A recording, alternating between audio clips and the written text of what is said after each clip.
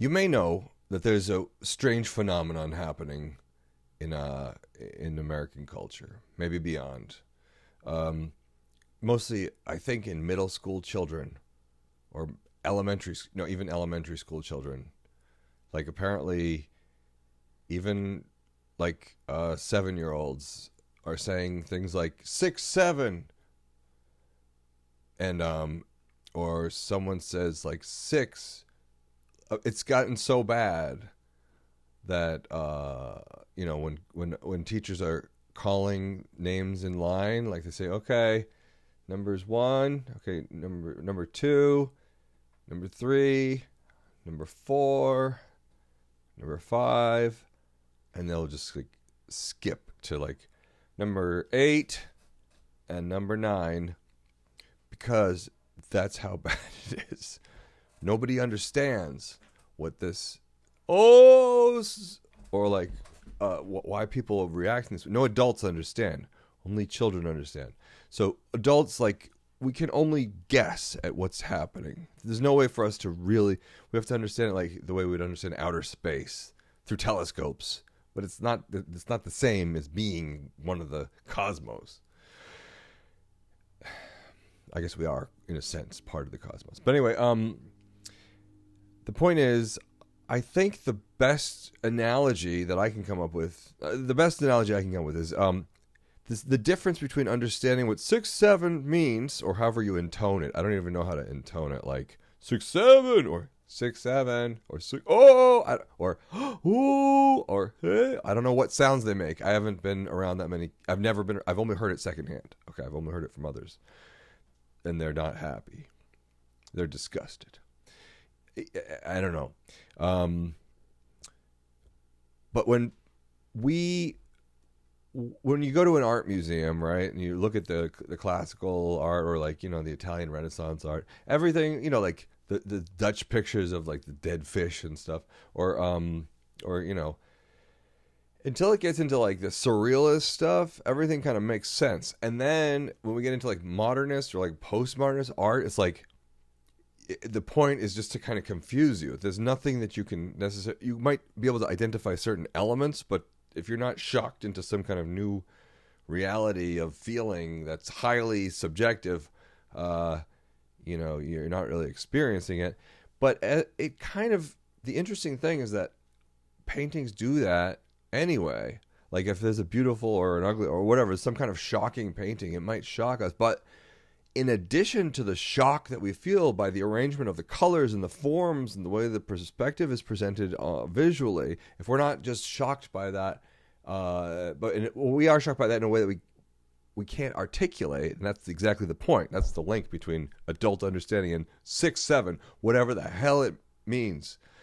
Whatever the heck it means, kids. Don't even watch this. So the point is, when we go and look at a piece of modern art that is like a picture, a klimt, which is clearly people, but you can't exactly make out what's. You might one person might say, "Oh, that's obviously a flower." Another person might say, "Oh, that's obviously something else," and it kind of reveals the difference in perspective, the profundity of the difference of perspective that we might not get. Even take a more extreme example of some kind of like, just like paint being scattered, and someone would like say, "Oh, it's a family of pigeons, pecking for grain, obviously, duh." And the other person's like, "What are you talking about?" They're like, "Can't you see the pigeon face?" And it's almost like looking at the clouds. Like sometimes people see it, sometimes people don't. But being in an environment, an art, like an art exhibit or something or whatever, where you're looking at something that is not. It doesn't seem to be perceived in the same way by everyone. Everyone seems to be really, a different, having a different perspective, because there is no necessarily recognizable form, unlike what I would call like a classical or traditional painting, where like, or realistic or even semi-realistic, but where there's an apple and it's clearly an apple, as opposed to like a scattering of paints, that might indicate apple somehow.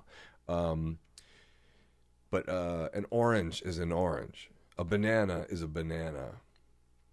When we go into those kinds of, when we're looking at those kinds of things, we do get certain feelings, but we don't talk about the feelings. Usually we talk about like the orange, the banana, and the apple, or whatever I just said, the pear. So the focus, we almost think that we're talking about the same thing because we can identify the same form. Oh, you see the blue hat on the farmer? And everyone is going to see the same thing. But you go into like the postmodern, the like modernist art, which is like very difficult to decipher sometimes, even on like the first level. Like oh, that's a jump rope. Oh, that's a cat scratch post. Things when not just when they become blurry, but when the artist is not necessarily even trying to portray any particular object as much as either a disintegration of the object and like a Picasso kind of like, taking one thing and presenting it from all different angles on the same surface. Then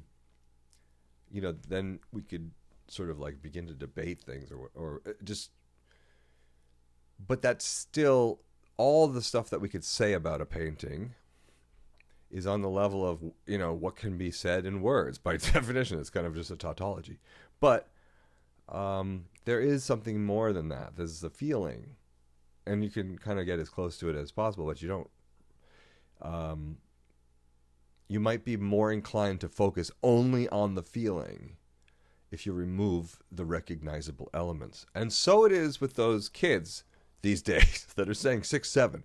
Like, what are they really doing? They're just bonding. They just have this thing that they have in common, and it doesn't matter that it doesn't make sense. And here's the point. When we were kids, we had our own weird things that we said to indicate that we are part of this common understanding. We have formed an ethos.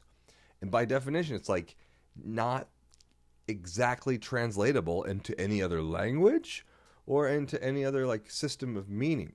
So like the semiotics of 6, 7, it can only really be defined by its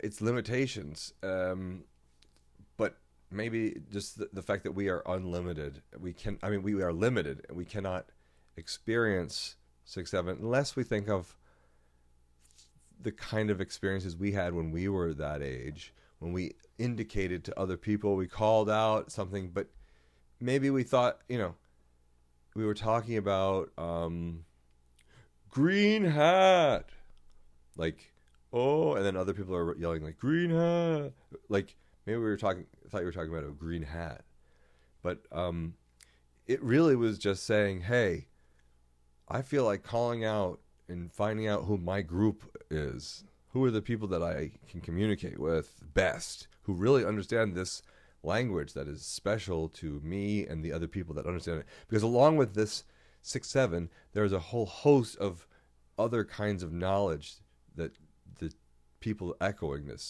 these 2 letters possess that we do not also possess. We do not possess as adults necessarily, because we're not those kids in this time period. So if it can be recognized, it cannot be recognized in, like, if you're trying to explain it, it cannot be explained. Its origins perhaps could be traced, and I urge further researchers to please tell us as much as you can about 6, 7, because it's just an interesting thing. I want to know about its origins and what methods are used in tracking it. Is this just reports of desperate teachers that are saying, oh my God, it's driving me up the wall. This 6, 7, oh, it's so annoying. And like, or is it is there any formal studies going on? Can we like monitor Google searches of 6, 7? Of course we can, but this is the limit of me. So over and out, 10-4.